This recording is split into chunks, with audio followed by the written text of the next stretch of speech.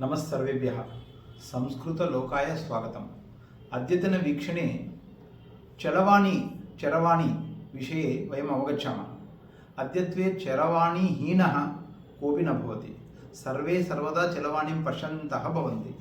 निद्रासमये चरवाणीं दृष्ट्वा विलम्बेन निद्रां कुर्वन्ति, तदपि पार्श्वे चरवाणीं संस्थाप्य निद्रां कुर्वन्ति।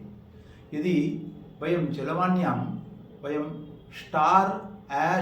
*##0*7# इति योजयित्वा डैल् कुर्मः चेत् तस्य रेडियेशन् कियदस्ति इत्यपि तत्र दृश्यते, सम्यक् दृश्यते।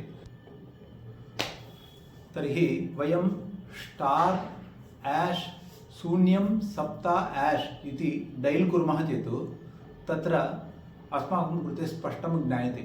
तत्र 1.2 किलोवाट्स् आगच्छति। तदा आगच्छति चेत् वयं किं कर्तुं शक्नुमः? तद् दूरवाणीं पार्श्वे स्थापयितुं शक्नुमः। इतोपि 1.6 आगच्छति चेत् इतोपि दूरे स्थापनीयं, तस्मिन् प्रकोष्ठे एव न स्थापनीयम्। अतः अत्यन्तप्रमादकरं भवति।